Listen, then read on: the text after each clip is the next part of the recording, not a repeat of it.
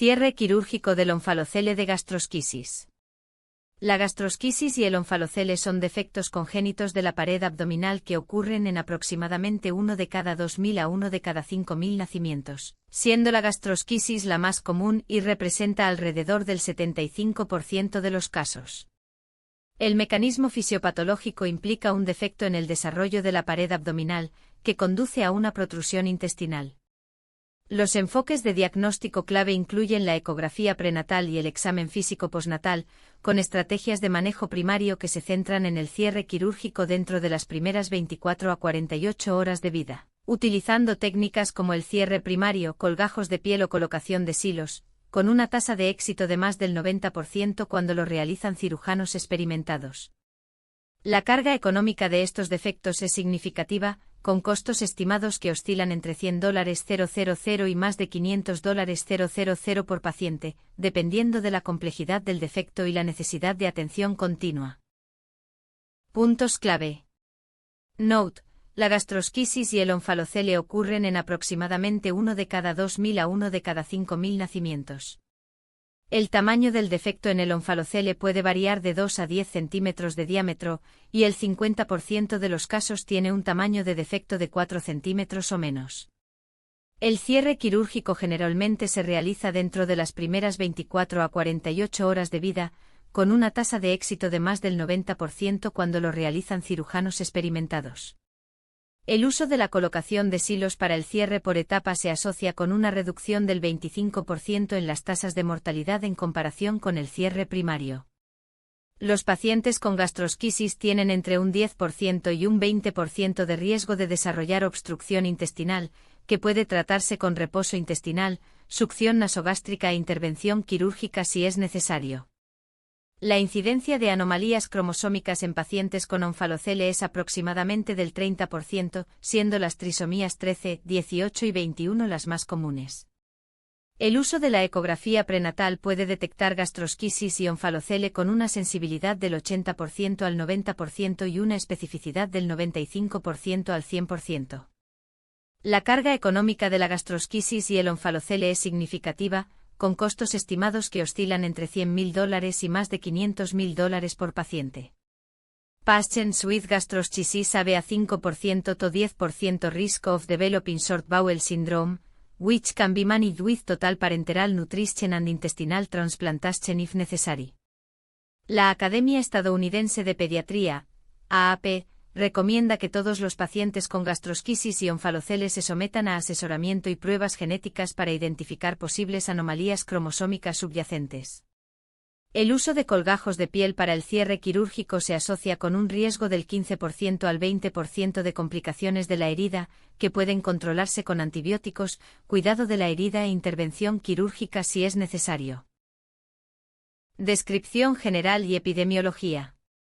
La gastrosquisis y el onfalocele son defectos congénitos de la pared abdominal que ocurren en aproximadamente 1 de cada 2.000 a 1 de cada 5.000 nacimientos, siendo la gastrosquisis la más común y representa alrededor del 75% de los casos. Se estima que la incidencia global de gastrosquisis es de alrededor de 4,4 por 10.000 nacimientos, mientras que el onfalocele ocurre en aproximadamente 2,5 por 10.000 nacimientos. La distribución por edades de los pacientes con gastrosquisis y onfalocele es típicamente neonatal, con el 90% de los casos diagnosticados al nacer. La distribución por sexo es aproximadamente igual, con un ligero predominio masculino en la gastrosquisis. La carga económica de estos defectos es significativa, con costos estimados que oscilan entre $100,000 y más de $500,000 por paciente, dependiendo de la complejidad del defecto y la necesidad de atención continua. Los principales factores de riesgo modificables de gastrosquisis y onfalocele incluyen la edad materna joven, el bajo nivel socioeconómico y la exposición a ciertas toxinas ambientales, con riesgos relativos que oscilan entre 1,5 y 3,0. Los factores de riesgo no modificables incluyen antecedentes familiares, predisposición genética y ciertas afecciones médicas, como diabetes e hipertensión. Fisiopatología. El mecanismo fisiopatológico de la gastrosquisis y el onfalocele implica un defecto en el desarrollo de la pared abdominal, que conduce a una protrusión intestinal. Los mecanismos moleculares y celulares exactos no se comprenden completamente, pero se cree que implica una combinación de factores genéticos y ambientales. El cronograma de progresión de la enfermedad generalmente implica un diagnóstico prenatal, seguido del cierre quirúrgico postnatal y el tratamiento continuo de posibles complicaciones. Las correlaciones de biomarcadores, como niveles elevados de alfa-fetoproteína, se pueden utilizar para ayudar en el diagnóstico prenatal. La fisiopatología específica de órganos incluye obstrucción intestinal, síndrome del intestino corto y complicaciones de las heridas, que pueden tratarse con reposo intestinal, succión nasogástrica e intervención quirúrgica si es necesario. Hallazgos relevantes en modelos animales y humanos han demostrado que el uso de la colocación de silos para el cierre por etapas puede reducir las tasas de mortalidad y mejorar los resultados. Presentación clínica. La presentación clásica de gastrosquisis y onfalocele incluye una masa intestinal protuberante, y el 90% de los casos tiene un tamaño de defecto de 4 centímetros o menos.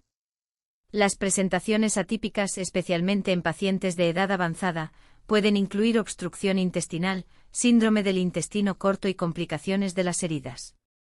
Los hallazgos del examen físico incluyen una masa abdominal palpable, con una sensibilidad y especificidad del 95% al 100%. Las señales de alerta que requieren acción inmediata incluyen signos de obstrucción intestinal, como distensión abdominal, vómitos y sensibilidad abdominal. Los sistemas de puntuación de la gravedad de los síntomas, como la puntuación de gravedad del onfalocele de gastrosquisis, se pueden utilizar para ayudar en el diagnóstico y el tratamiento. Diagnóstico. El algoritmo de diagnóstico paso a paso para la gastrosquisis y el onfalocele generalmente implica una ecografía prenatal, seguida de un examen físico postnatal y análisis de laboratorio. Las pruebas de laboratorio como el hemograma completo y el panel de electrolitos se pueden utilizar para ayudar en el diagnóstico y el tratamiento. Se pueden utilizar modalidades de imágenes, como rayos X y tomografía computarizada, para evaluar la extensión del defecto y las posibles complicaciones. Se pueden utilizar sistemas de puntuación validados, como la puntuación de Wells, para ayudar en el diagnóstico y el tratamiento. El diagnóstico diferencial con características distintivas incluye otros defectos congénitos de la pared abdominal, como la estrofia de la vejiga y la estrofia cloacal. Los criterios de biopsia y procedimiento, como la necesidad de asesoramiento y pruebas genéticas, se pueden utilizar para ayudar en el diagnóstico y el tratamiento. Manejo y tratamiento. La estabilización de emergencia, la monitorización de los parámetros y las intervenciones inmediatas para la gastrosquisis y el onfalocele generalmente implican reposo intestinal, succión nasogástrica y cierre quirúrgico dentro de las primeras 24 a 48 horas de vida. Los parámetros de seguimiento incluyen signos vitales, panel de electrolitos y hemograma completo.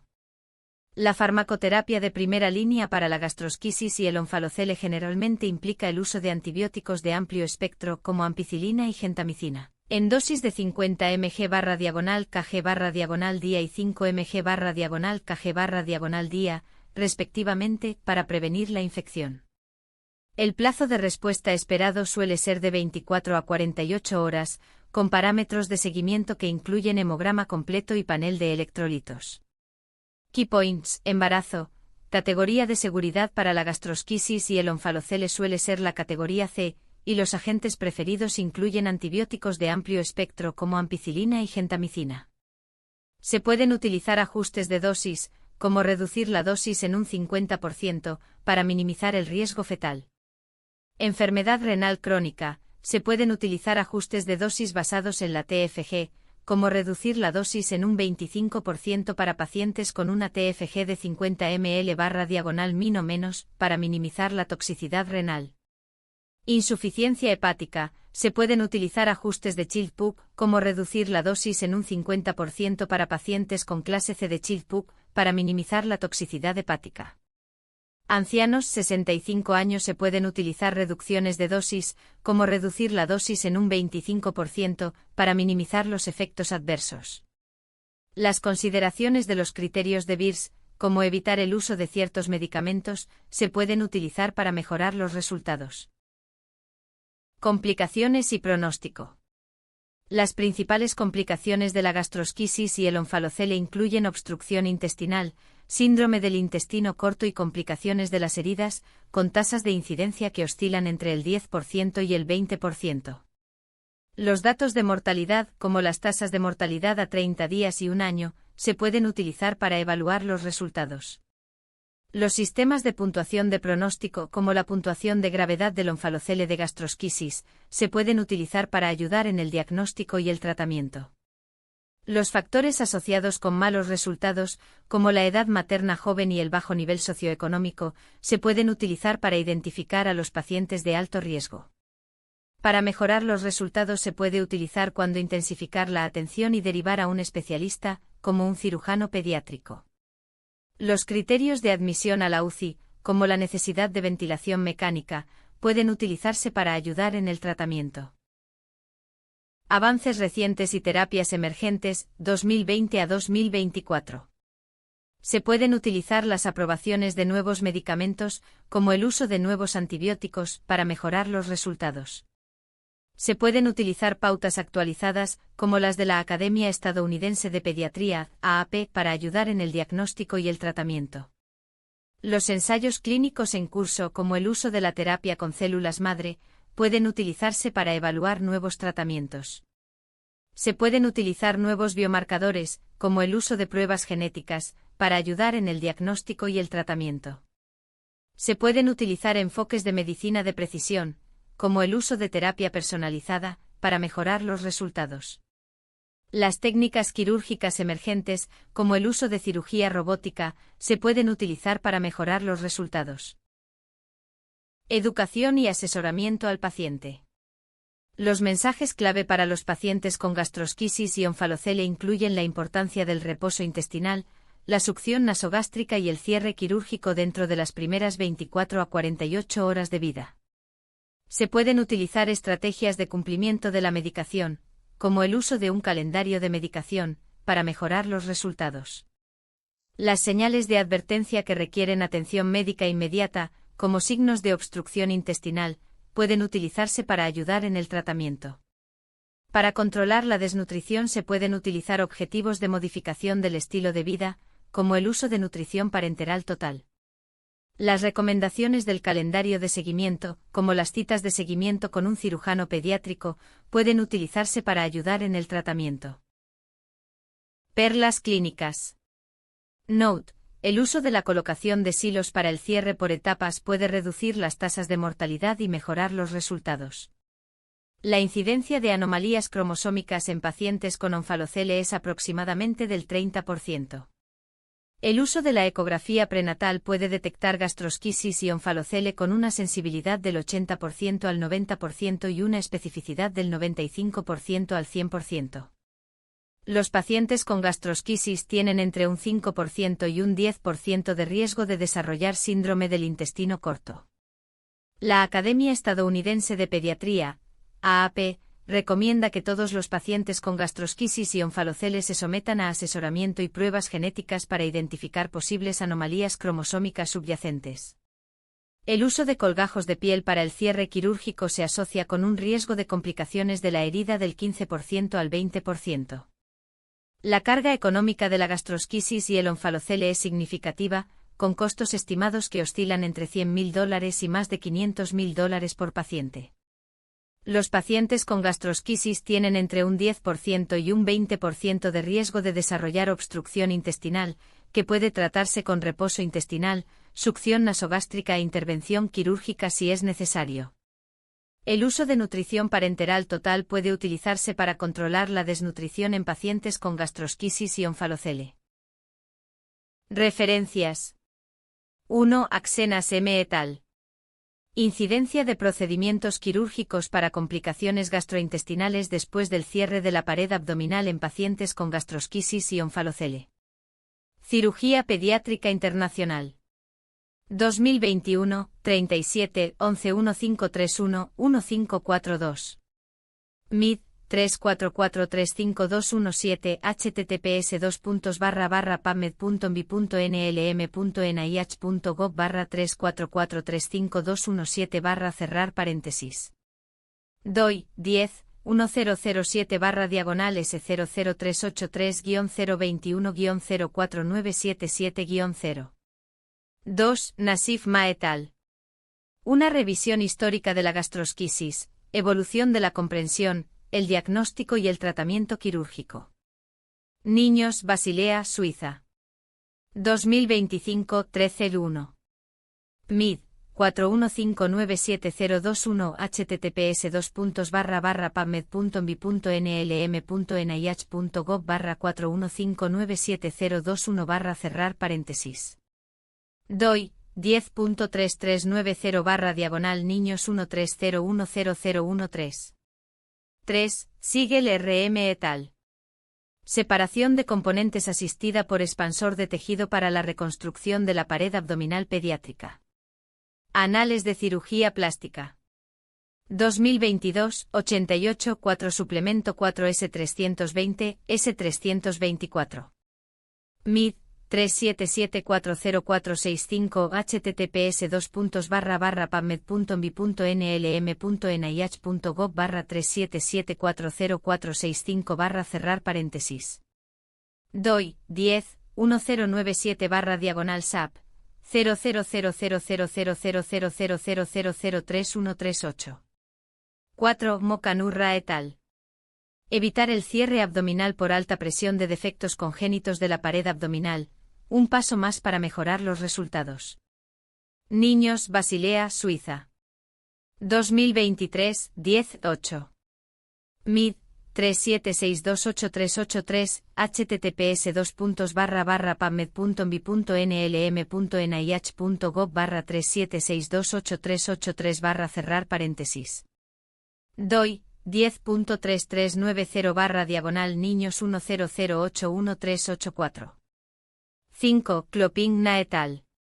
Perspectivas prospectivas sobre la terapia de heridas con presión negativa, NPWT para gastrosquisis y onfalocele roto, una revisión del alcance. La Revista Médica de Malasia. 2025, 80, suplemento 769-80. MID 414511725 https://pubmed.nlm.nih.gov/414511725 cerrar paréntesis. 6. Ziegler AM et al. Uso de un nuevo dispositivo de tracción vertical para el cierre por etapas temprano asistido por tracción de defectos congénitos de la pared abdominal, una serie prospectiva de 16 pacientes. Cirugía Pediátrica Internacional. 2024, 40-172. MID 389609001 https://pubmed.nlm.nih.gov/389609001 cerrar paréntesis.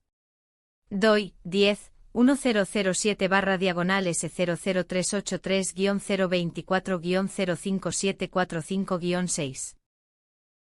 Gracias por ver este vídeo.